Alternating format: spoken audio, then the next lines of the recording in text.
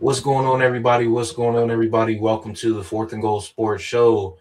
I'm your host, Tyrus Filson, and today I'm joined by our guest for today, Kardell Thomas, former D1 athlete at LSU, FAMU, short stint at Central Missouri and Colorado. Yep. Yeah.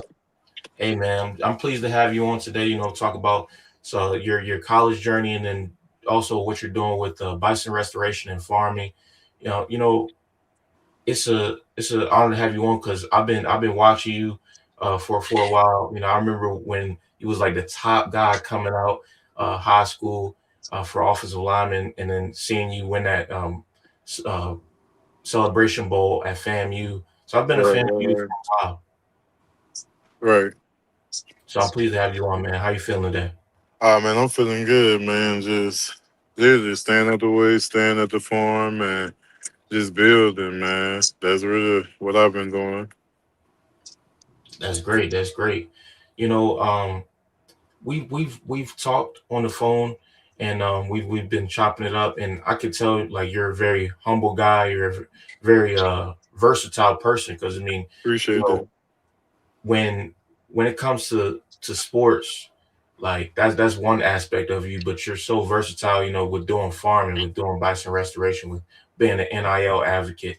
That's a very big deal, and I think that's very awesome. So, can you tell me about just some of the things you're doing? Well, we could start actually at the beginning with you being, you know, the number one offensive line recruit, and correct me if I'm wrong on anything, number one offensive line recruit coming out of high school. You commit to LSU. Um, Right. one of one of the best offensive lineman recruits of all time. And I mean, like, how was that process? Just entering into college football.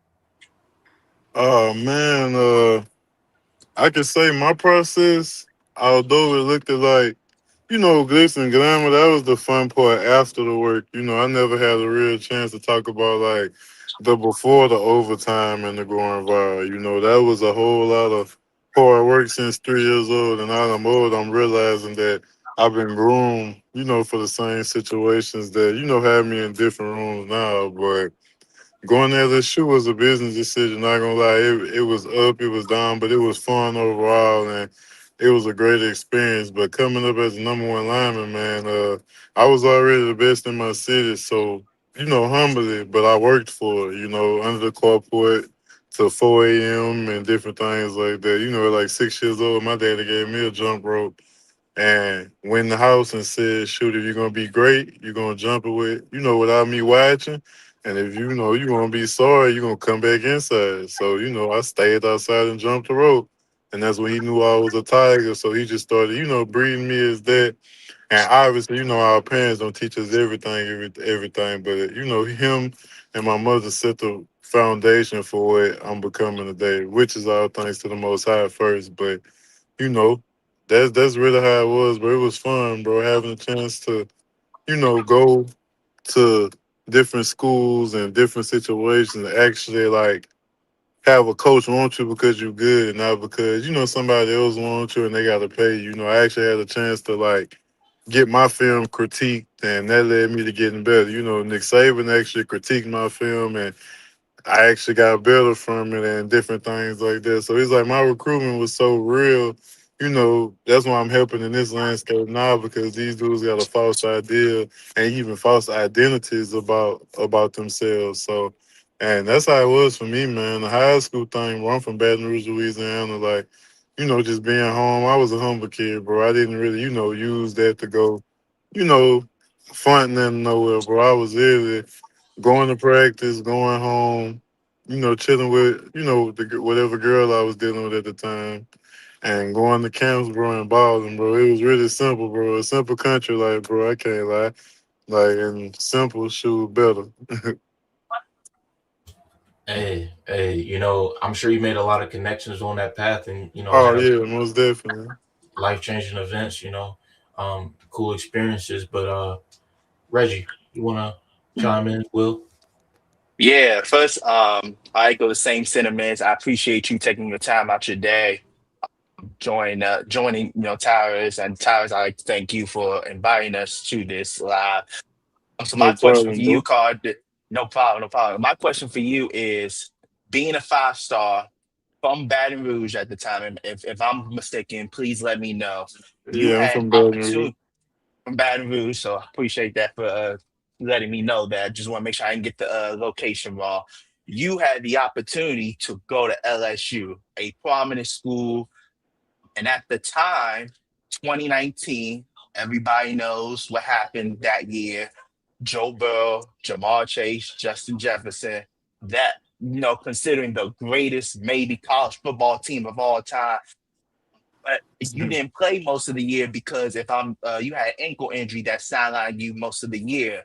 So just Yeah. tell me what being around those guys was like, and when did you get that feel from the team aspect? Like, oh yeah, we got a real shot to win this, knowing you Well, had them. yeah, And that, go yeah, ahead, my yeah. bad. So for nah, you good, you good. For me, I went to LSU. That's why I say it was a business decision. My father was sick, but also, man, all of us grew up like knowing of each other if we didn't know each other. So I seen Jamal, I seen Justin, I seen Clyde. Me and Clyde actually from the same, from the same place. So it was just I put it like this. They had a lot of dudes on their team that deserved that, and that's why we won. Like you talking about dudes who ain't nobody think they was gonna be what they was, and they came and proved everybody wrong. So that's why I went because I seen them dudes grind.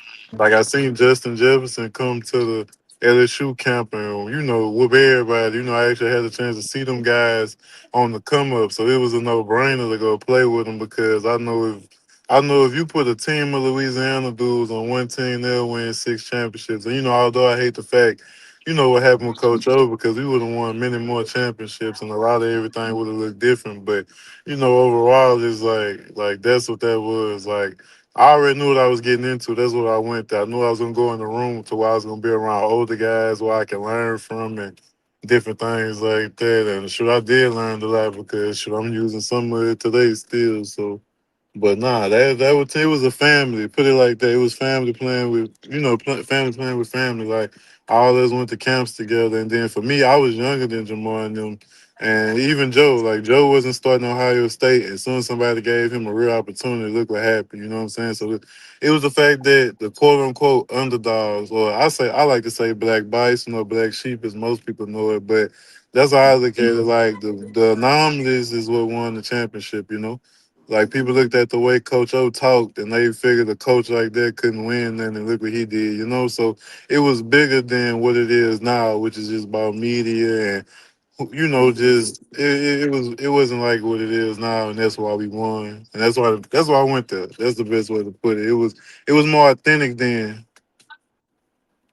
But like I said, I did commit at 15. So I Mhm. commit the less miles, so it was like I said, it was up and down, man. But overall, it's just kind of hard to explain that because you see it only happen one time, and it probably never be that again, and that's for a reason. And y'all boys know about spiritual contracts stuff like that. I ain't gonna get that deep, but you know how it go. But that's what it was for me, man. It was a lot of warfare. Put it like that. Yeah, I feel you. I feel you. So before Will jumps in, I just had like one more question for this part. Being a 5 star athlete, a lot of guys, you go to college, the expectation of being a 5 star athlete, I'm not gonna say be the greatest college player, but be a transcendent player to where what, when it comes to getting to the NFL, people know you who you are and people know who you are, what you're about, what you can bring to a team. And not saying you couldn't do that, but just the overall perception. What is the general like myth that a star, being a 5 star recruit brings? To your opinion, and I'm not saying you couldn't be in the NFL because I know your size, you had the talent to be in the Oh NFL. yeah, I know what you're What's the saying. myth? What is the myth with, Yeah, being a 5 star recruit?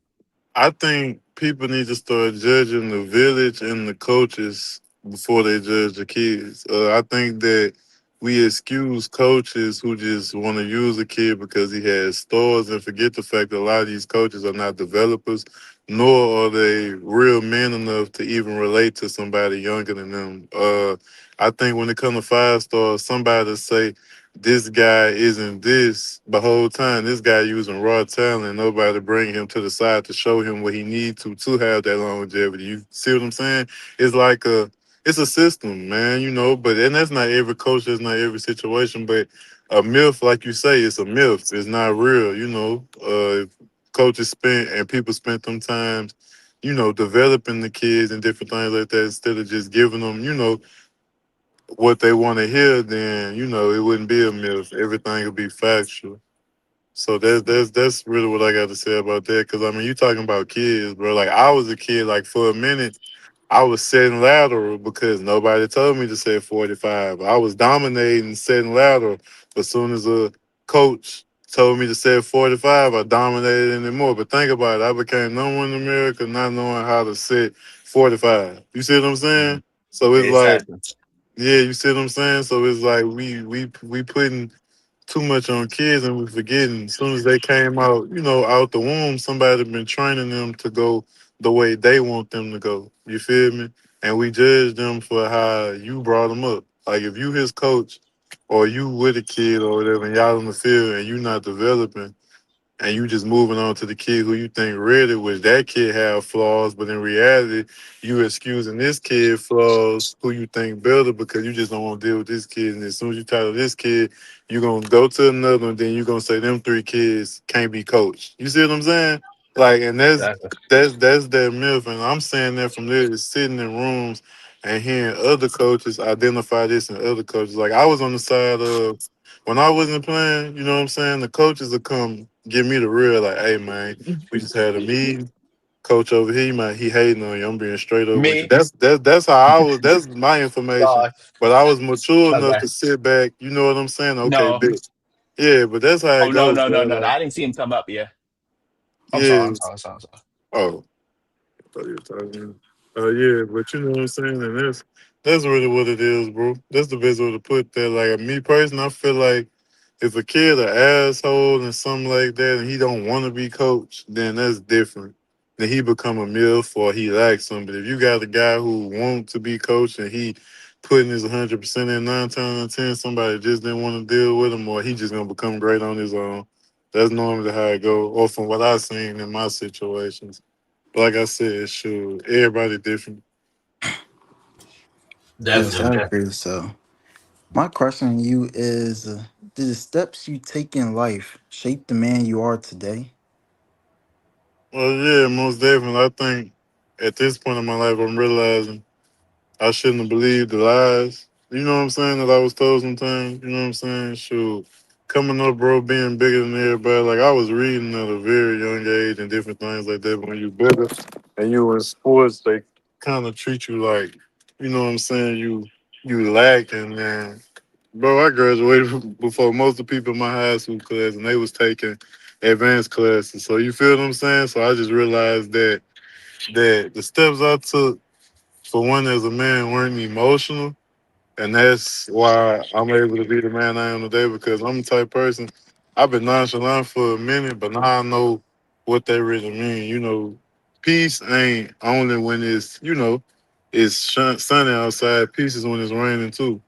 So and That's I hard. realized, and yeah, facts, bro. And I realized that everything in my life, every step I took wasn't my steps. They was being ordered, and when it's being ordered, bro, just like the official book of wisdom, say with Solomon, the righteous man gonna be looked at like weird. The righteous man gonna be, like he gonna be strange to everybody. So my steps is just always different, and I had to realize that in order for me to become what I'm becoming, because it ain't over till you die. So I can't say I'm at anywhere till I'm dead. But that point you made just there, we talked about it on the phone. Just the stereotypes that a lot of people have about, you see this big dude athlete. You got these people out here who's like, oh, he don't know nothing. He's stupid. He dumb. He don't know this. This guy is this very smart dude. You know what I'm saying? Got his education.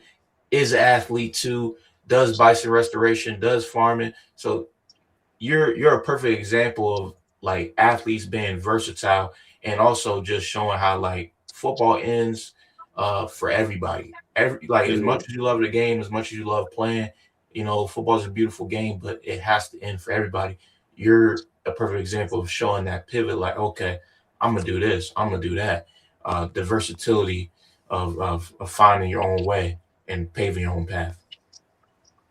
Man, that's 100% facts, and people got to realize, bro, in this matrix, don't never let nobody make you feel bad for stepping outside that motherfucker. I ain't gonna lie, cause they still in it. A lot of people need a fall guy, just don't be that, and that's what I try to tell my young guys. So my question is, what's the mindset does it take? What mindset does it take to become a 5-star athlete, and what sacrifices are need to be made to become a 5-star athlete? I mean, honestly, bro, I ain't gonna lie. When you in high school, you in your parents' house. I'm gonna be straight up with you. However, your foundation treating you being in football, that's gonna be produced. So for me, like my pops, it was more a life thing. He was helping me become a 5-star in life and on the field. So like when I was little, like he used to take me on his Budweiser rides with him. So that's getting up at like 5 a.m. going stack beer and shit like that. You know what I'm saying? So now when it comes time to work out, I ain't gonna trip about no extra sets. Because it's like he built me up for what life will do, because football ain't nothing but another part of life for me. I learned how to navigate, you know what I'm saying, feminine men. I learned how to navigate certain kind of women. I learned how to navigate people. I learned how to navigate different ethnicities of people and different things like that. So I feel like man, your village, bro. Whoever putting the right wisdom in you at that age to where you're supposed to be being molded, that's how you become 5-star and whatever. Because honestly, bro, I can tell you right now, like school, if I felt like something was too easy, I ain't gonna lie, I probably only care about, what I care about. But it's like I will. How can I put it? It's like we focus on what matter. That's the best way to put it. Focus on what matter, bro. Is really like the mindset. If it's not detrimental, bro, you shouldn't care about it. Like I tell my guys all the time, like, bro, you gonna get to college and see, man, coaches don't really care about school. They just want you to pass. Straight up. You know what I'm saying? Nah, you can go take some that's up there, but they're gonna make it easier for you. And you can do two things. You can bank on one thing or bank on another one. It could be a win-win either way. It just would depend on your definition of winning. But that started from the womb, bro. Like you gotta be raised to be that. You know what I'm saying? If ain't nobody raising you to be that, then you just gonna think you that. And then when you get around people that's really like that, then you ain't gonna be able to function. And that's the best way to put that to you, bro, to answer your question. Like that mindset started from my father and my mother. And really, bro, your bloodline, bro, like I said, it's just what's in you. That's what I'm getting at. Nice answer. Tell me That's about the definitely. trend. Go ahead, Tyler. My bad. My bad. Oh, you good, bro? I'll make it quick. Yeah, You good? I was gonna say, yeah, definitely that foundation is very important. Shout out to our parents, because that's really the way that people really get to where they're trying to go. It starts from having a strong foundation, whether it be your parents, whether it be mentors, and that's very important. But so let me ask this, and I'm gonna pass it to Reggie. So Cardell, you commit to LSU, you get on campus, you're a 5-star recruit. Like, what was that like, at the start? And we'll get into to the other schools as well, because I want to get into talk about those as well. Not Yeah, only LSU, but like what was that like? He's like, you're a 5-star recruit. Like, yeah. how does that feel? I ain't gonna lie, bro. I'm from here, so it was, like I'm from Baton Rouge. So going to school, I was just going around people I knew. So for me, I started working out with LSU as soon as I signed and different things like that. So by the time I came in, it was just like, like it was just normal. But I was hurt, so that was a little different. That was probably the most different thing. LSU is workaholic. You know what I'm saying? So like coming into hard work wasn't hard for me. Like I was a freshman. I passed my condition test with ease. It wasn't nothing. Passed that with ease. I benched 485 my first summer. I was the strongest. I was the strongest lineman there. So like, Wow. yeah, I got it on my Instagram too. I can send it to y'all. Like it's real facts. Like 485 my freshman year. Like, so like That's I went in there ready. I just got hurt, bro. Like I spent 2.5 years trying to get my mind and my body back.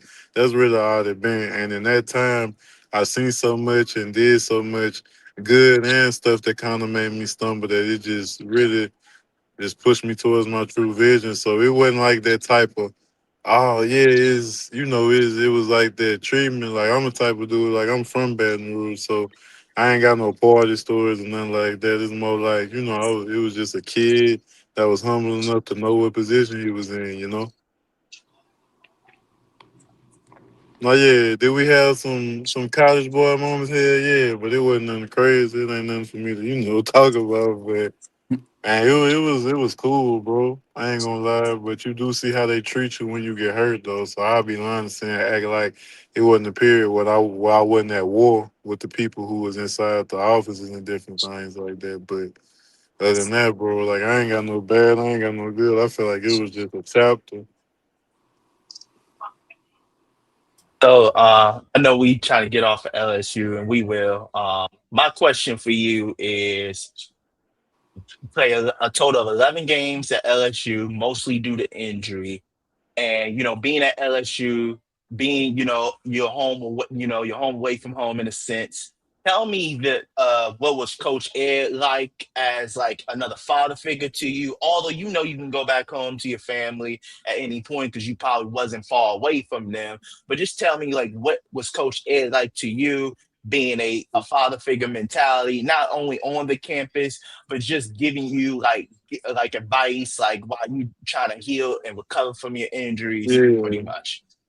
Yeah, I ain't gonna lie. Coach O took a real liking to me. I ain't gonna lie. Respect for my dad. I can't say he was a father figure at that time because my dad was wrong. So it's Right. like he was he was there how he was supposed to be. Put it like that. Like uh, Coach O was just one of them guys. Like he told me, he said if anybody can come back from your injury, it'll be you. You know what I'm saying? He never treated me like I was injured. Now I couldn't help, the do boys around him. You know what I'm saying? That might have fed him things about me. But when I finally had a one-on-one conversation with Coach O, it was a lot of things he realized that wasn't true. And there was a lot of things that I realized that I did just not knowing that, you know how it go. Like when you a real man, bro, you ain't gonna never let another man talk to you crazy. If people act funny with you're gonna fall back, especially when you your own man. So it was a lot of miscommunicated situations. One situation where, I mean, I really shouldn't have got in trouble out of everybody, but he cleaned that up for me. So it was one of the situations where it was like, damn, he just got hurt and things went how it went. But man, he was the person that made the decision for me to start playing and everything, especially when he was on his way out. And like I said, I know Coach O would have been there, I would have been starting and playing. So you know. But like I said, he a great guy, and we actually like one of my co-owners actually just seen him somewhere and took a picture with him. So it's real cool. That's cool. That's cool. So you talked about, the foundation starting from home. And then you go into the transfer portal and you go to FAMU. Not only you're leaving LSU, but you're leaving Baton Rouge as well. So tell me, what was it like not only transitioning from LSU to FAMU, but transitioning from uh, Baton Rouge to Florida because you're in a whole different state now. Mother's not around to like, you probably older now, but just like your support system not around. But you talk about the foundation. So how did that foundation help you transition smoothly from LSU to FAMU? Well, yeah, shoot, I went to Florida A&M because shit, my foundation died at the time. Shit, once my pops left, Mhm. shit, people change, things change. Everybody looked at me like once I hit the portal, like to be honest, like I wasn't shit no more. But it was one like I tell people all the time. I'm one of like the type of people, bro. If you think that, I'm gonna let you think that. You know what I'm saying? No matter what's going on, I ain't gonna never show my hand. But it was just a time to where I seen who was real, who was fake, and I just went to hustling, bro. I ain't gonna lie. Like if I had to throw a party, if I had to do this, do that, like I just went to hustling because I knew like around that time I was learning so much stuff too. I learned that, like man, you don't have to let nobody yell at you for no, on no field and make some. So I started learning about farm and I started learning about the cannabis industry. I started learning about so many things and I realized like, man, business give me a thrill, you know? So going to Hmm. FAMU was a real business decision. I went there to learn agribusiness. I had a chance to make connections. And honestly, stuff with them too. Like I don't know why I expected the HBCU to have NIL, even though they told me that. But I feel for some gullible things too, and everything straight, no hard feelings. But they lied in some ways, and to be honest, it was just really like I knew I had to get out of Baton Rouge, but I knew I had to go somewhere to where I can hide just good enough to get what I had going on the other side together. So, because I started my first business before I went to FAMU, so I went Okay, there with that plan. You know what I'm saying? So gotcha. yeah. Like after my pops died, I'm be real, bro. I stopped caring about ball. I really ain't care no more. It was like Mm, it is what it is at that point. I'm gonna finish out because I ain't no quitter. But other than that, shit, I know I can get to something greater than just wearing somebody's jersey. And a mm. lot of that was the most high, bro. Like I'm speaking like it was me, but it was me having to stumble and listen to what he was telling me to do.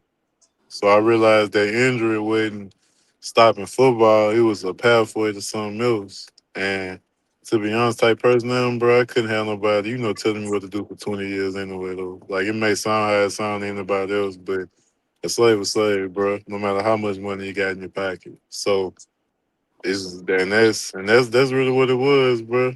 Like in my situation, different than people. Like I'm the type of person I just can't have nobody telling me what to do, especially a Hmm. man. Man, you feel me? But some people might want that. I just tell people like, find out what's for you and don't force nothing. So going to fam, going to UCM, going to Hmm. Colorado was all to get closer. Yes, I was chasing ball, but once that Bison came, I knew what I had to do. You know what I'm saying? I was like, shit, this the last go round. Like this what this for. And I mean, shoot, I went out the same way I came in actually. So that's all I can ask for. I think you said something like very interesting, very important. Like, there is life after football. And I think you had the great self awareness to know, like, hey, I know football ain't like, yes, football is a fun sport. Football is a dream that I wanted to play since I was little. But what is life after football? And a lot of these, college players sometimes don't know that because they have put so much work and so much effort and so much time into football or just the sport they're playing that themselves that they don't have the opportunity to think, okay, what is life after football? So, I appreciate you coming out and just sharing, you doing Vice and all that stuff because you knew what you wanted to do way before you knew football was done, but you had the self awareness to say, you know what, let me have a plan now. So when I do finish playing the sport of football, they have that building block or that building piece to go into whatever I want to do next. So that's Yeah. very cool for sure. Right, Yeah. right. Hard So work though. Like I said, none of this shit easy, especially running a farm on your own. It was just I'd rather struggle and get it out the mud than go take a couple million from a team and then go buy a ranch and act like I really did the work. You feel what I'm saying? Like that's two different Yeah. things. hey, you starting from the bottom, you make it all the way up. That's really gonna be a rich reward. You know what I'm saying? Facts. And you know, like I know you mentioned, the connections you made at LSU, but you also shared how, that it's a harsh business, college football. That's the side that, most people don't know. You kind of expressed the fact that like most people see like the glitz and glamour. You've seen the inside, you've seen how it is, but going to FAMU, uh, what are some positive things outside of the negative? Like, what are some positive things, the connections you made there, and also just winning, Celebration Bowl, HBCU National Championship? How was that? I mean, it was cool, bro. It was cool. like I said, the game itself, everything, bro. Wasn't nothing wrong with the football side at all, bro. The football was amazing. I couldn't ask for nothing else. But it's just like you see why everybody left. You know what I'm saying? Cause like that wasn't appreciated, but it was fun, bro. It's just, it's just like I can tell you the good, but going back home, you know what I'm saying? Struggling after winning the championship is crazy to me. You know what I'm saying? So that's why it's like I can give you the good, but like man, what made that great was that all us was dogs, like grinding through that shit together. Like from the bus rides, the 8 hour trip to Mississippi Delta, like that was the first team, man. That team, well, other than the 2019 year, like that was like FAMU, like them guys, like that was the best team I've been on. Like it was so authentic, like it was crazy, like to go there and be around like authentic guys, like them my guys, bro. Like them the positive. Like that's why it's crazy that they didn't make that situation better for us because if we all would have stayed there, bro, one more year, bro, you talking about that draft class from fam, you would have been crazy. You know what I'm saying? So it's like I look at like how we had all that positive stuff and then we just had to, break apart due to, financial situations. So everything was good at fam. The culture, the people, everything good. It's just, put shit on sugar, just being honest. So I know your coach during that time, Coach Willie Simmons. How was it playing for him? Oh, he was good. Coach Will, you see what he doing at FIU. You know what I'm saying? Like that's we won because like I said, it was a family. Like we had us. You know what I'm saying? Like that, and that's like he was a great coach. Like everything. Like I mean, it was fun playing for him. Like he was not tripping about nothing. Like for real.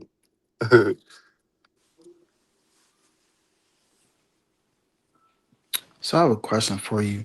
So coming in, you was a 5-star rated recruit, number one offensive lineman in the country. You had to transfer to to FMU, and what did that FAMU, FAMU Florida excuse me. A&M. Um um but how about my question is what did that take a toll on you mentally having to transfer to FAMU after being rated the number one offensive lineman in the country? But shoot, mentally, like, and I can't say the number on here, but I turned down a lot of money to go to SEC school out the portal. But for me, it wasn't really. My mental was straight, bro. I ain't gonna lie, I had the most fun in Florida. Florida, where I really found myself, to be honest with you.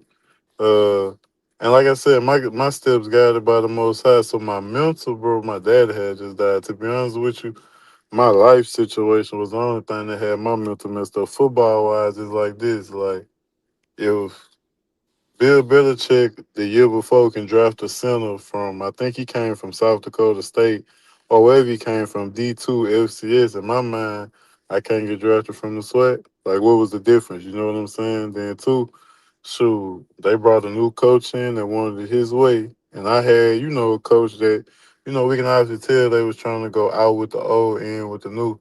You know what I'm saying? So it was a situation where, like, man, I was free, bro. I was by myself. Like, I'm with people who I don't know, and then two, I was in Baton Rouge where anytime I try to start a business, people hating on that, or not even hating, sabotaging, just be straight up stealing from me. I go to Florida, yeah, a couple things happened because I brought a few spirits from Louisiana to Florida with me, but overall, like that was where I really started cutting stuff out of my life. So Florida mentally, bro, that's what helped my mental, especially dealing with my pops because I had a chance to be on my own, see who was for me, and that was my first year like being a man, like out of state. Like obviously I moved out the house at 19, but bro, my mental was lovely, bro. Like I ain't have to worry about seeing nobody I knew. Like I can just go to the store. You know what I'm saying? Like it was different from being home. Like my mental was at peace, bro.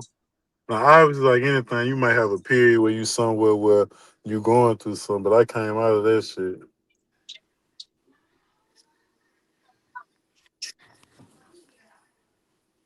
Yeah. Will, did you So have another? Oh, go, Jack. You good. no, you good. You good.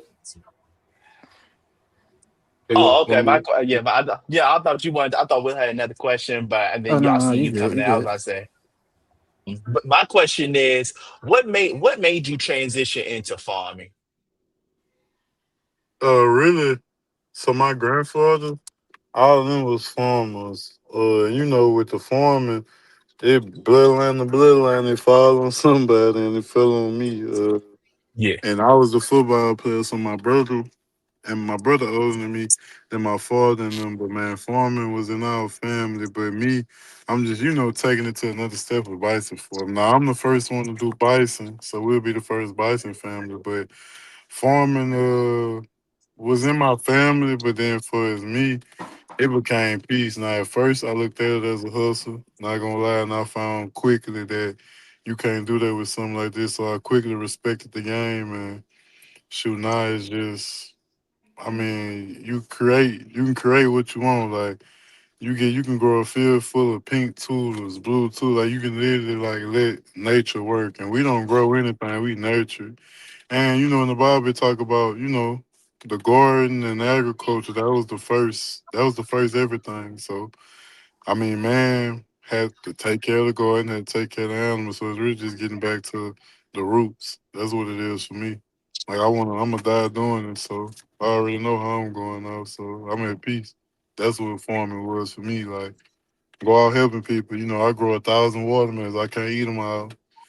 I can sell some to put some back into the farm, but I can get most of it away and make sure somebody eat. So farming was unselfish. That's what made me, get into it. When you look at other things today to create wealth, it seems like you got to take from people and abuse people mentally and physically to get that dollar. And this, it look like we could put more smiles on people's face and get the same results. So that's what it was for me, especially coming out of throwing parties and different things like that, selling shoes, selling jewelry, like Foreman was. Cause I ain't lying, college I was hustling when I was hurt. If I had to sell shoes, jewelry, from the NIL deal, whatever, like I was gonna get it. Like that's just me. Like I realized I ain't gonna say I like the fast life for it's like the bullshit, but I like moving around. Like football made me feel confined. Like, you know what I'm saying? Like I like to go get it. And if somebody gonna look at you crazy for selling jewelry and making extra more for yourself, then F them. But man, you just getting to it. Do you? And I'm glad you said it because it actually transitioned my next question. Do you miss football? Do you miss the war, the crowd, or do you Hell like what you're doing no. now in terms of like bison? Pretty much. Hell no, I don't miss football. I ain't gonna lie, bro. If it ain't your family, man, them people don't know you when they cheering for you, man. You talk about 100,000 people, man. You ain't about to see none of the people they cheering for LSU. Them people ain't cheering for you. They You. paid their money to have a good time, dog. That's it.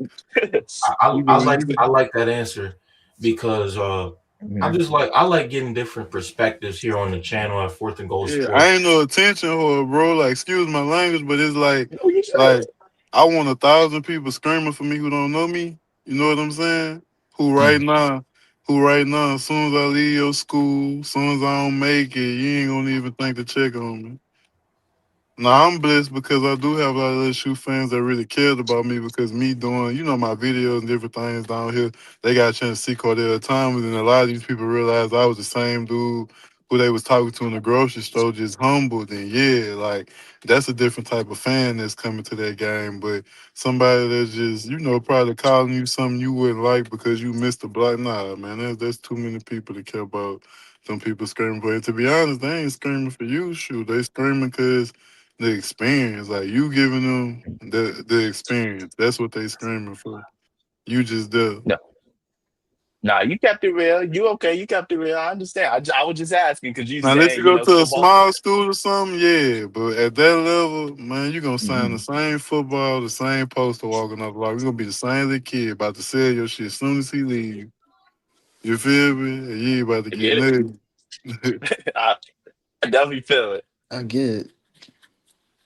Yeah, I was gonna say, yeah, I like to get that perspective because there are some people that they really can't give a full perspective on this because they aren't in your shoes. They're not in your shoes, so it's your perspective. It's about what you went through, how you feel about it, and hey, I feel like I understand what you're saying because it's like, look, you've given what you with everything that you could give, and now you've moved on to something greater. You know what I'm saying? Right, right. God has plans for everybody, and sometimes sometimes it takes all of us like a longer time to figure out that plan. You know, we're all different. It takes a longer time, or some of us figure it out in a quick period of time. But it's all a different period of time, different plans for us, and I think what you're doing now with farming, it's it's a big deal. Like you know what I'm saying?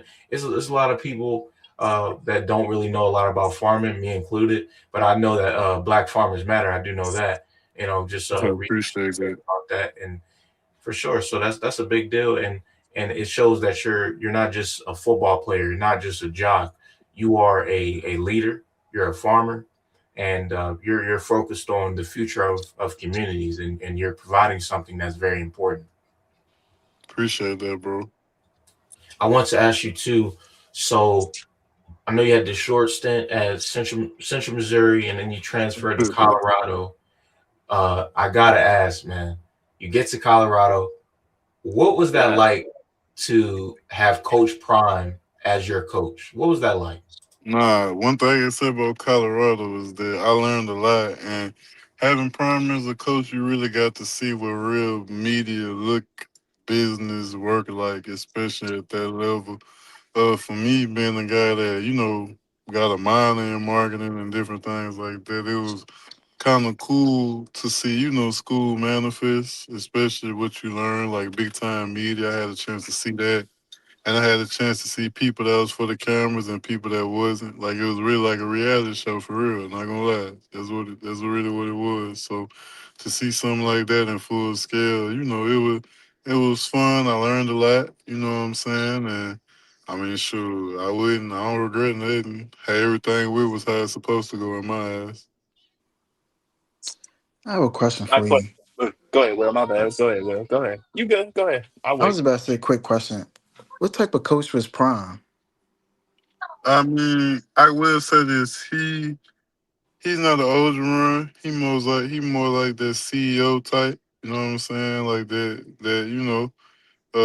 You got some coaches that's hands on and everything. Like he probably ain't gonna walk in the O line room. He probably just make sure to zoom on to where he can hear what we saying and different things like that. But I mean, don't take away from from all his coaching. I mean, it was good. I mean, I mean, it's like having a player coach. Like that's the best way to explain it. And I have one more quick question. So, did you get to know Prime like personally? Like, what Oh did y'all no, ever no, have any? no! No. I came in late. I came in August. And then too, they bring everybody from schools with them. So wasn't none of that going on. And I don't like clicking up anyway. It ain't his fault he prime, but I like to stand alone. Now, speaking of Colorado, the dual tandem of Shador and Travis Hunter. Tell me what it was like seeing them live in action. Because I'm watching gonna it on be TV real, is one bro. thing. I'm gonna be real, bro. You Yeah, gotta go ahead, go ahead. realize, and I ain't shading nobody, but you gotta realize I watched Okay, Joe Burrow, Jamar Chase, and Justin Jefferson play. That's got you. kind of hard to sit there. You feel me? Like I watched these dudes beat Alabama. No offense to them dudes, No, but no, I no, watched these dudes no. beat Alabama. You see what I'm saying? So it was cool, but I played and won at a high level. No offense, but it's like they Yeah. great players through and through. But it was cool. It was cool. They great Mhm, players through and through. But for me, it's like I would have wanted us to play at Miami. Like I was looking for them type mhm. games. Like even at FAMU, we play USF. You know what I'm saying? USF can be the few Pac-12 teams. So I mean Big 12 teams. So it was like it was cool to see them do their thing because I mean I've Yeah. been Shador and been talking to them, especially at Under Armour camps and different things like that. Obviously they know who I was, but for as that point, they great players in their generation, bro. But like I said, shoot, it's some dogs in that SEC dog, Oh, and I'm gonna be a lawyer. I'm gonna be a lawyer SEC man till the cows come home. look. I understand. I'm not trying to compare Shador.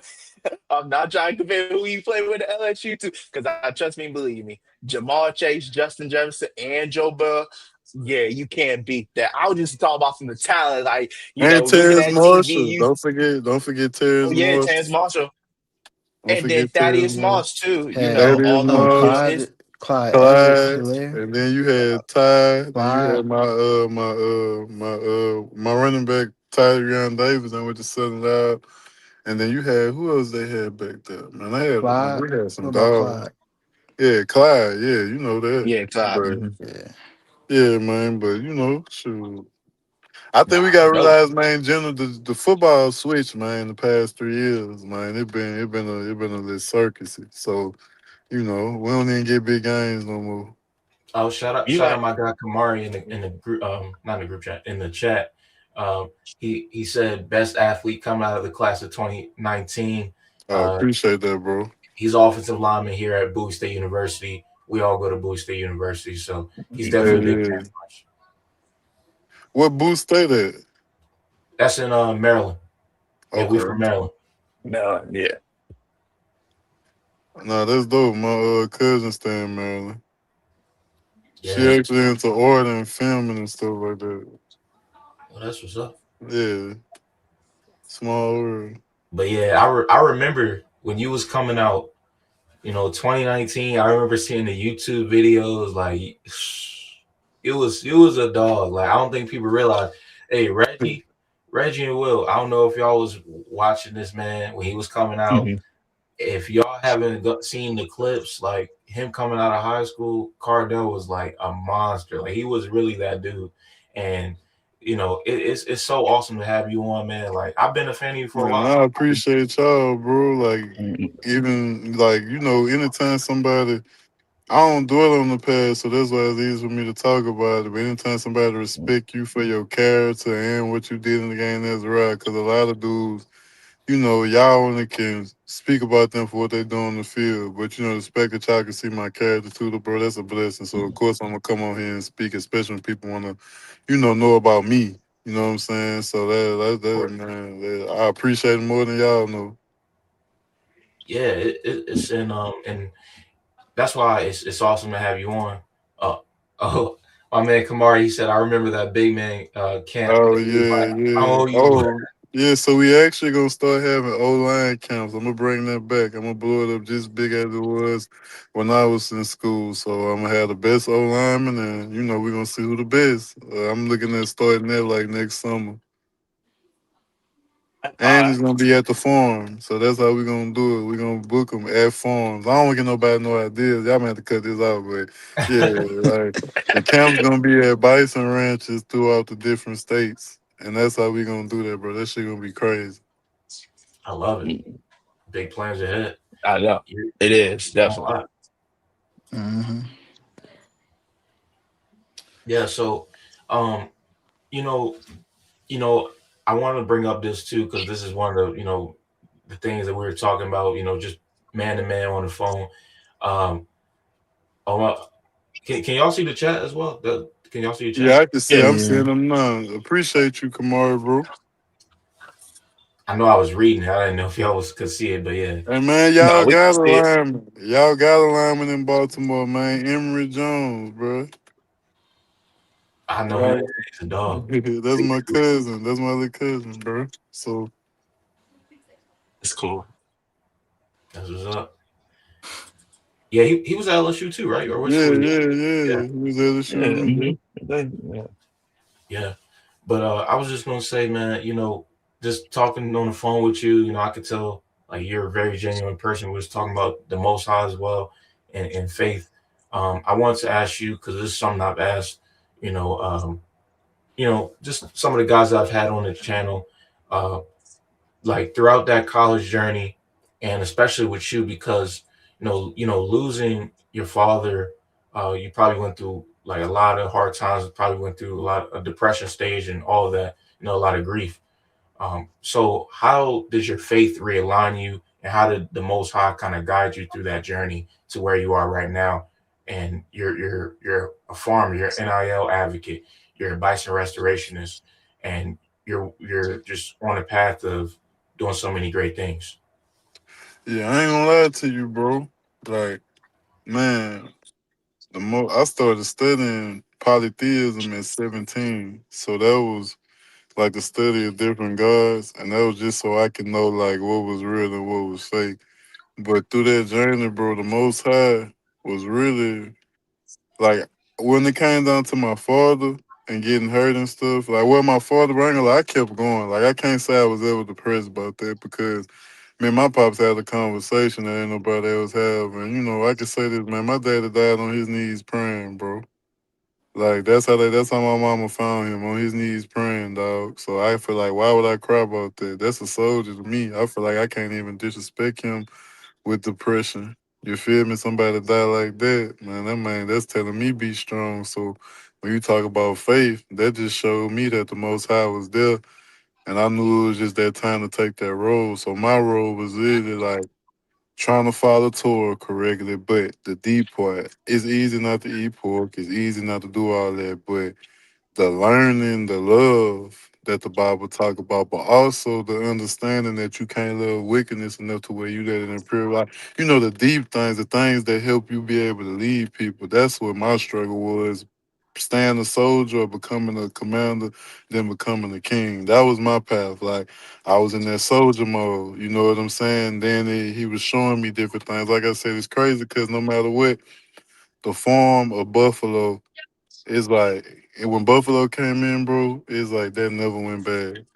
You know what I'm saying? That was always consistent, you know. So and when you talk about my faith, man, you know, I believe in Yahuwah and you know I believe that his son, Yahusha, you know, the Messiah. So it's like I was searching for the true source and I could tell you, bro, like I'm a disciplined person, bro. You know, so it's like in a lot of ways I had to just start realizing that I ain't in Baton Rouge no more. I started realizing I'm getting further and further away from home, and I had to realize that you know you can't believe all them lies they tell you, but also that what the Most High say go. The man can't touch nothing. You know, sometimes we live in that world of if I do this, somebody gonna do this. Especially when you have people like you know really sabotage you before. You know, don't nobody know how it feel to get their career sabotaged and take that shit like a man because you realize it was the Most High closing doors on purpose. You know, it wasn't just hurt. You know, I had coaches speaking against me, lying on me, all kind of things, but I took it on the chin like a G. But the Most High was just showing me that carnality don't matter, bro. And when I was just fighting to come out of carnality like that I didn't know about. You know, the indirect stuff. But you gotta read and apply to know what to watch out for. So he was just on me heavy about analyzing my experiences, bro. That's it, bro. That's what you know the Yahoo was showing me, bro, to analyze the positions he was putting me in because it's like, bro, my life truly different, bro. I can't tell you I got a story of when I wasn't humble. I can't tell you I got a story of some crazy stuff. Well, I tried to do this. It's like, nah, bro. It's more like I knew what I was going through, but I knew only strength can get me out. But I knew my own strength couldn't. So I had to go find that true source of power. And I'm finding it, bro. Like I truly am. Like faith, my faith was more like I was strong willed on my Hebrew without even studying myself approved. So you if you know anything about that, I wasn't to the point where I was at the corners yelling at people and different things like that, but it was more like strong in scripture, but not strong in the love to convey it to different people. Because you can't tell everybody the same shit the same way. You got to bring it down. This is up for this person, raise it up for this person, send it over here for that person, bring it back. You know what I'm saying? So I had to learn it because I had to realize that I had a good heart too. And sometimes, Like to be harmless as a dove, yeah, like you feel scripture me? says. Right. So I had to realize that I had a good heart. And if somebody keep abusing a good heart, man, eventually you're gonna click out. So I just had to get from around, bro. That's what my journey was. Like, bro, I've been doing what I wanted to do. Colorado, FAMU, Missouri, bro, them was all my decisions, bro. It wasn't something happened and I had to follow. Like, yeah, did I have coaches telling me people sabotage me? But, bro, Tulsa called me and offered me a scholarship as soon as I went to University of Central Missouri. I turned it down, said, you know, I made my decision. You know what I'm saying? Like, I had a few big schools, like, after me. It's just, I ain't want that no more. Like I'm in the middle of Missouri, bro, farming and going to practice, bro. If that ain't the most high, I don't know what that is. I didn't realize then that that was what Adam was doing. But now that I'm doing it a year and a half later, I realize like he can't speak to you when you in the midst of the bed of the beast. So he got to bring you out. And that's coming out, that's coming into the wilderness. You know what I'm saying? That's coming out of Babylon, and that's what I had was doing. So that's what my faith was, bro. It wasn't a story of trying this guy, trying this that, or trying this person, trying that person. It was like, nah, man, I was in a relationship for 5 years trying to do it right. Shit, you know what I'm saying? Like different things. Like I was really trying to move right with so much wrong around me, and eventually you get tainted in some kind of way, no matter what you think it or not. So that's what it was. The Most High was trying to show me that whole time, man. You did what you need to do. I need to pull you out of here, and it was the right time. You know, that's really what it was for me. Like I said, bro, it was different, bro, and that's why I said I'm gonna tell my story in the right way, and I appreciate that because it's the start of that. Because, like I said, I really need to. Just to let people know, like, yeah, this was different. Like, it's really Ride of the Bison. Like, I swear it's crazy how all that line up, like, how they roam and how somebody tried to exterminate them and they came back and then they was here, they was there, but everywhere they impacted, everywhere they went. So, you know, it is the same story and it's crazy how that lined up. So, and bro, before I stop talking, let me tell you something about the Most High, bro.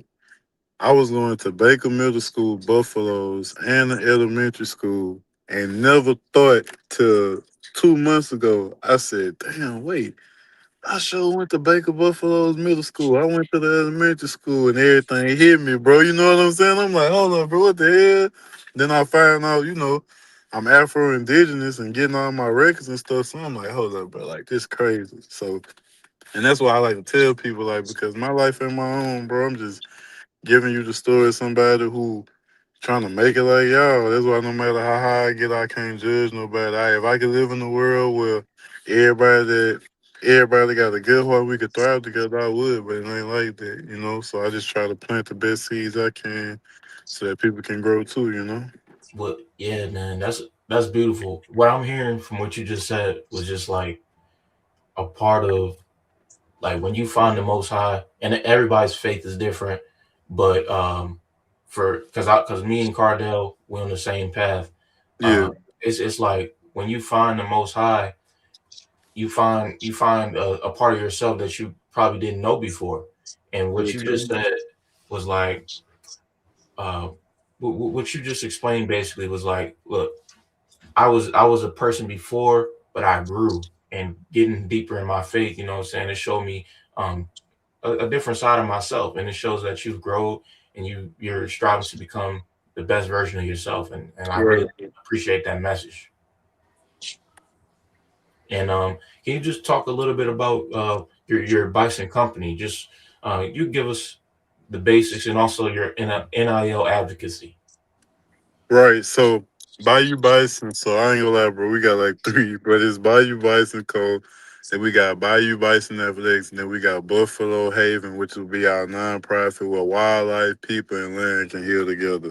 Uh, so Bayou Bison Code, that's the farm, that's the products, that's our media and different things like that. Where we'll be just taking people from all walks of life and introducing them to the bison from a fireman to whoever, you know what I'm saying? Because the bison is an adaptable animal, and we feel that we can make the lifestyle adaptable also. So that's eating and learning about it, seeing it, everything. Then we have Bayou Bison Athletics, where that's where we totally work on athletes, agriculture, and mental health. You know what I'm saying? The NIL is the fact that we showing you how to stay sane doing gaining name, image, and likeness. Because you're gonna have brands that's not us because we're a private brand, small form, but we have our own. So we more of let's supply you what you need while you trying to get what you want, you know?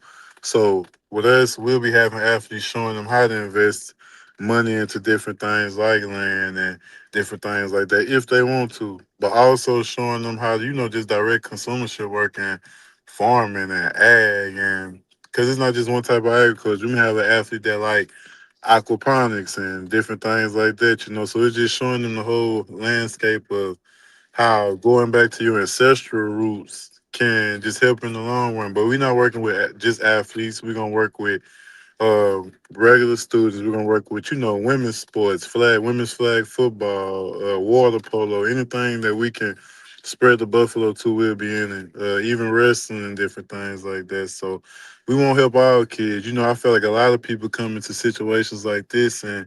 They don't be neutral, but I feel like the women need just as much mental health as the men. You know what I'm saying? They need just as much resources. Shoot, the babies, the little kids in the little sports, you know what I'm saying? They need to be more groomed than anything. So we create an ecosystem that's not like everybody else, it's because it's agriculture. So now you can come learn all these things on the farm. You can literally see what self sustainability look like because a lot of these kids gonna have families one day. And if we being real, a lot of them acting grown young. So they need to know from jump like what a real life is and not a life that a parent or a coach wants you to have. And that's what we're doing with Bayou Bison Athletics. And then Buffalo Haven is, like I said, our nonprofit where it'll be strictly, conservation and different things like that. Just bison restoration to bring the buffalo back, but also give people an opportunity to experience the buffalo without just eating it all the time. So yeah, that's what we're doing, bro. And then, like I said, we got just a plan to beautify Baker, Louisiana, and different things like that, which is the home of the Buffalo, which is the city I stay in, where my mother stay in. Excuse me, but yeah, man, it's a whole lot of Buffalo going on. That's the best thing to put it, but it's amazing, bro. And I'm glad the Most High chose me for it. And you pretty much answered this question pretty much. I'm gonna just ask it just in Nah, you case. good, my boy. So my question is, if football introduced you to the world, what is farming teaching you about yourself? Farming. Farming teach me, farming teaching me that a creator is real because a seed in the ground can't turn into a cabbage without a higher power. Foreman is making me respect my creator because seeing how he created nature give me understanding on how he created man. Football showed me the wickedness of the world. Foreman showing me the positive and the light. And it's crazy because to form, you have to be out of the world. You're not in the city. You're in the country away from all that. I feel like I'm coming out the wilderness in a lot of ways. Form is showing me that a lot a lot of myself that I wouldn't say contemplating, but I needed a challenge to see if that side was gonna jump out, and it did every time.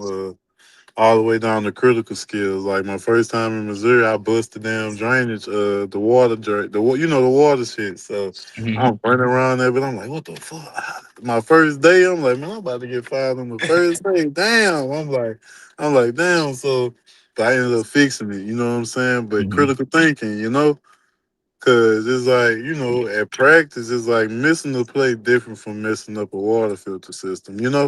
So it's like. Yes. But to fix it and then learning how to work a tractor in the middle of Missouri, you know what I'm saying? Ain't no trees in them plains, so that Missouri he hidden. But I loved farming. Like honestly, like I said, I wouldn't have left Central Missouri if Colorado would never call. I would have been happy though, bro. So, Yeah. Hmm. So I have a question for you. Is farming easier than football? how can I put it? I say depending on what side of it you on. If you on the passionate side and you growing to help and not for greed, yeah.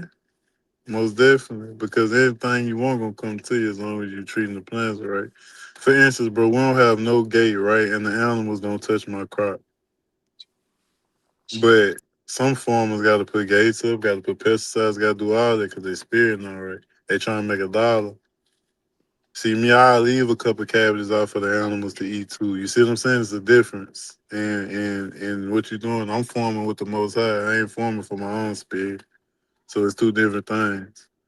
So I guess I would say yeah, cause I ain't got no chains. You know what I'm saying? I'm in the fighting a different fight now. New levels, new devils. So I can't say it's easy yet.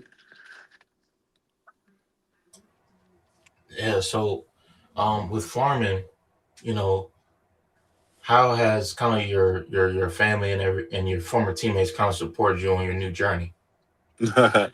Man, I don't really hear from too many teammates, but my family, it's just really me, my mama, and my siblings, and the people around me, like my hair that I've been building the past couple months, bro. But I ain't gonna lie, shit. When I first started, everybody dragged their feet. I'm a real one. But you know, that's expected when people think football, you get a couple million overnight. You know what I'm saying? And people don't understand, like, a foreman hustle is different from going sit in somebody's office. That's two different things. You know what I'm saying? We getting two different kind of dollars. Like, we gotta plant this motherfucker and wait 4 months. So you gotta have shit in line to where you know you sustainable. So for me, shoot, the support becoming better. That's the best way to put it. It's becoming great. My mother always supported me, you know what I'm saying? But you know, you asked about a specific set of people, so yeah, my mother, that's my role, dog. You know, after my daddy died, you know, she tight. She ain't gonna understand, but she gonna help anyway. But I'm trying to get her to let her know she can't run in here first, even if it's me, you know. So, cause she like a mama bear, like she really like a bear. So, but you know, every family, you know, it's just I understand a lot, bro. And that's why I don't trip about nothing. But it's picking up. Not gonna lie, I just can't get on here and lie and act like you know people don't look at you crazy when you start something new because the whole time they was sitting there counting your blessings instead of waiting, instead of trying to go get their own. So when you do step into something and you don't tell everybody what you really got going on, people tend to think it's not going on, but that's when you let them think that, you know. So cause Yeah, I gotta be people. real, cause these young guys, but they think as soon as they get money, everybody love them. My new people ain't fuck with me. I ain't gonna lie. I had a $20 to $40 rule. I ain't giving you over that. That's been my whole life. So I ain't never been that money type of guy. But other than that, bro, everything straight, bro. Family good. Like the people that supporting is the people like I just met, and that's ironic. You know what I'm saying? But that's true. The Mhm. people that meet that real you are real. They behind you. Like I got a team full of people that love the vision, but they understanding like where I am with it and they respect it. So that's all I can ever want. I was gonna say, You, yeah, I, I sup- I I can agree with that fully because it's like, sometimes when you got a long term plan, it's gonna take time, and people might jump ship, but Real talk. as long as you got faith in the Most High and you have your support system, you can get through those hard times. You can get through those long processes rather than just jumping on something quickly. It gets you the results you want quickly, but long term, if you do it the right way, you're gonna get what the Most High has in store for you. Real talk. Will you Reggie, haven't my bad. Go I ahead, Ty. See what you about to say. I was No, just I just asking. had one. Yeah, I just had one more question. You talking about believing in the Most High, having faith in what you was doing, and I feel like you had the model. Sometimes you have to be comfortable with being uncomfortable. So, what advice would you give to any athlete? It could be like a 17-year-old that's in the same position as you, being a five-star recruit, coming out, going to college, and the dreams of making it to the big leagues are, I wouldn't say no longer a chance, but it's something, the opportunity may be non existent.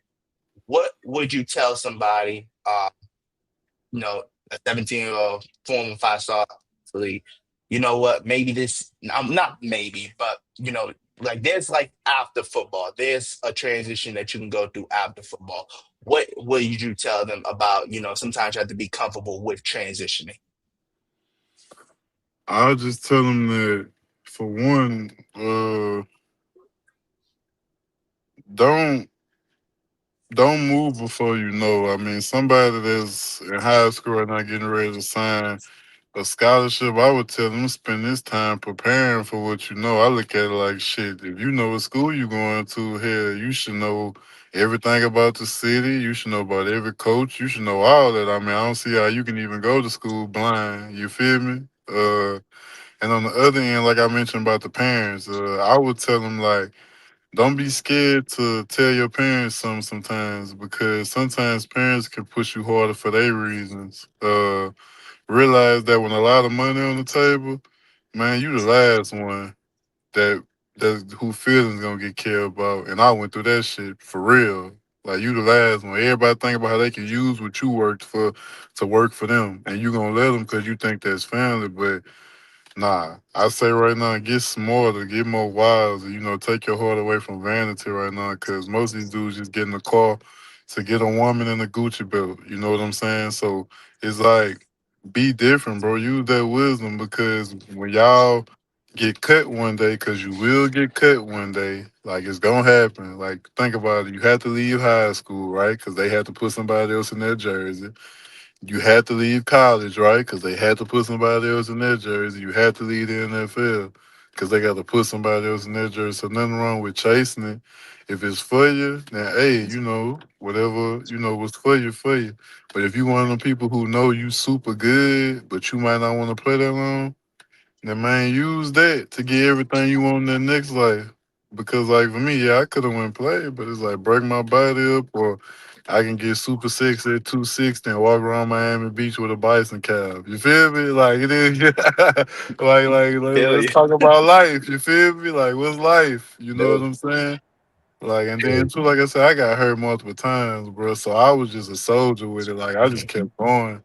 Somebody who ain't hurt, bro, like they wouldn't have the same story. Like me, I got hurt. If I never got hurt, yeah, I probably would have went first round and all that. But I say that, then I look back at like the type of person I am. I don't get depressed. I get angry. So it's more like me with money and letting people get me angry at the time I understand people's trying to do. Man, that shit could have been some serious. So that's why I'm like, I'm glad I got the right I because farming keep me at peace. So man, the woods can't nobody mess with me.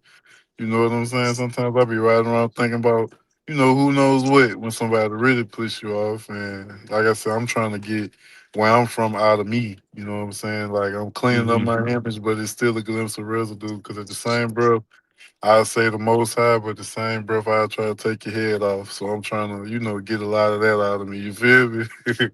Like Amen to so, that. Hmm. right? Like that's That's what how it I be is, bro. sometimes. I think people scared facts. I think people scared to be flawed, but I don't think people understand what born into sin is. You were born a flaw. So you can only over try to not be a flaw no more. Like you gotta think about it. Like you can clean a blemish, shit, you can clean a stain, you feel what I'm saying? But the most stains, the most shit get harder to clean, bro. And that's how I look at it. I look at it like, bro, we young. If we can get this shit down right now, get disciplined, get righteous, get on the right path, then you talking about creating a nation of genuine people to where you pushing the bad motherfuckers out because that's all it is now, bro. Bad people influencing bad people raising bad people. So I think it's getting an understanding of life and each other and this whole perspective, and then that way, we could truly Hmm. be at peace, especially till the Messiah come back. Till then, it's bloodshed and warfare because prophecy got to happen. So like I said, bro, it get deeper, way deeper. Tires no shoot. It's a spiritual warfare out here, and Yeah. it took me to realize that. But I couldn't realize that till I got to indigenous lands and stuff like that. Like every state I've been in the past 4 years was a hot spot for the indigenous. You know what I'm saying? So I got some inner things to go ask myself about who I am. You feel me?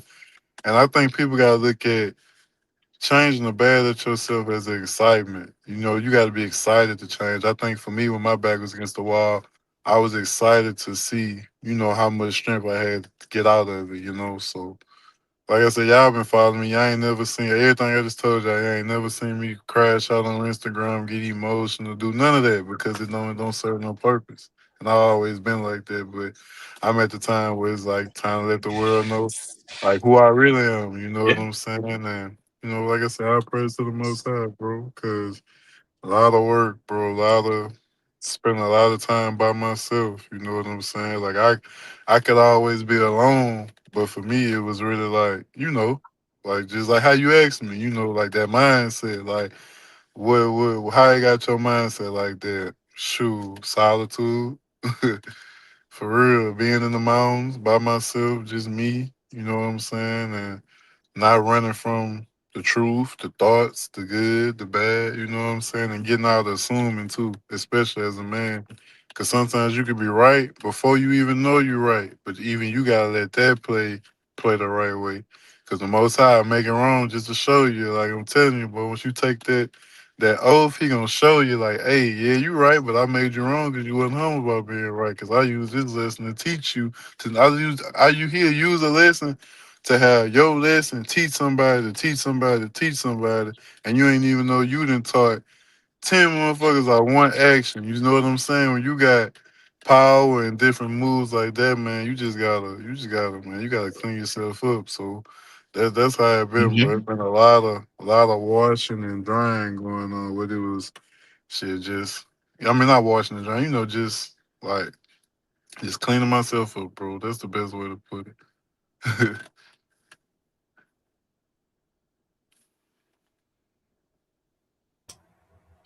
Yeah, man. Uh, just the way that you worded that was just awesome for real. I think that it just shows like we all on different journeys and we're all trying to get to where we're supposed to go, and that solitude is very important. Doing things by yourself. Some people might view it as, oh, I'm lonely, I'm this, I'm that. I'm sure, hey, there might be some people watching right now. Hey, I feel lonely, I feel depressed, I feel this or that. Man, like when you're alone, sometimes when you're alone, that's when you have the most growth. Real Like talk. like you got people that's holding you down sometimes, and you don't see it until you by yourself, Mhm. and you realize like, oh, I didn't need them. I can do this Right, myself. I got right. the Most High with me. I can do this. And you gotta really lock in, and it sounds like that's what you did, Cardell.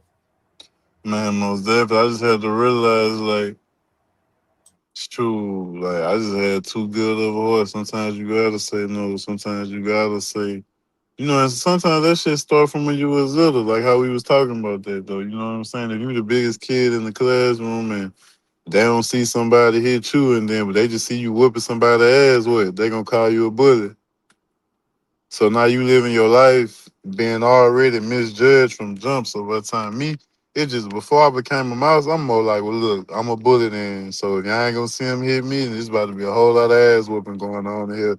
And that's just how I was, but I had to get out of there, bro. And it wasn't like crazy fights, but every school I went to, shit, I had a fight. I ain't gonna lie, like it was almost like I had to, cause like where I'm from, it's like, man, you gotta prove yourself, man. You know how crazy to be in elementary school, bro, and somebody walk up to you and tell you, man, you know what?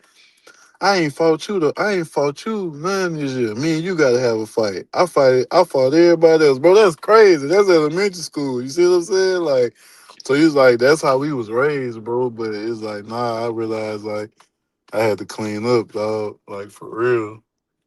Cause you would take that mindset mentally, and that'll make you aggressive towards people who ain't even offending you. So it's like, yeah, man. But it's a lot of realizing who you are truly too. But like Tyra said about the solitude teaching you who you are, the good and the bad. And when I realized that I wasn't as bad as people tried to portray me, I just spent that trying to make sure I maximized and made my good outweigh any bad somebody can say.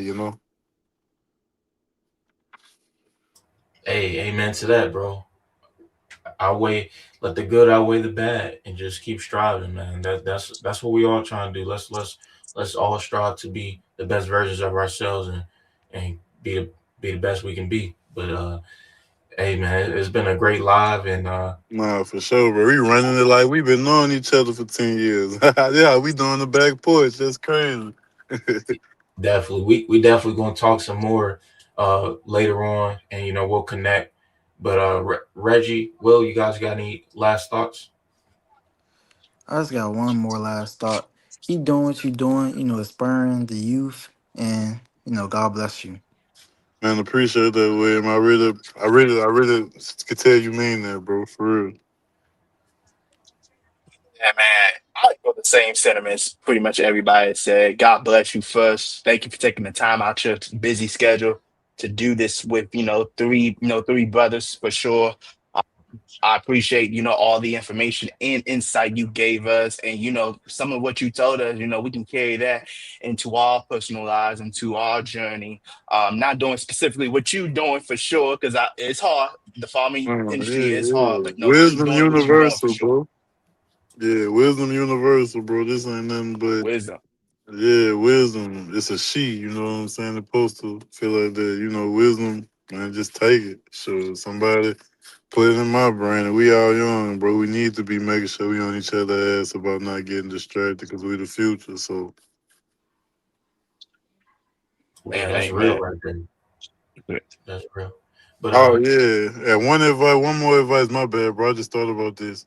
no, If definitely. you if you young right now, bro, get around people that's at least 20 plus years older than you and successful, especially if you in business or you in life to where you got people like that that wanna, be around you. Cause for me being 25 and having guys that's 20 years older than me, like on the team and seeing the respect they have, but not only for me, but for their families and their life, bro, it teach you a lot young. Cause a lot of young dudes hang around a lot of young dudes, and that's who they be influenced by. So for me, I was always around older folk, especially my pops. Like so, yeah, that's just something I wanted to throw out there. Cause a lot of even but watch grown men too is really discernment. But I just want to throw that out there because a lot of younger dudes influencing a lot of younger dudes. It's almost like young dudes out here looking for young dudes to be their dad or something. Like I just want to think about that because.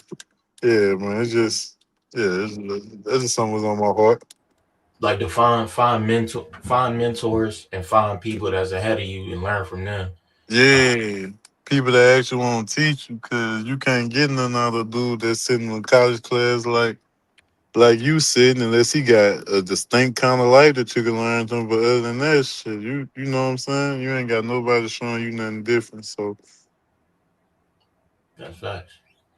Yeah, so I just want to say thank you to everybody that's tuned into the live, like the live, share the live, subscribe to the YouTube channel, follow the Instagram, tap in with Kardell Thomas on Instagram, and also his Bayou Bison content on Instagram.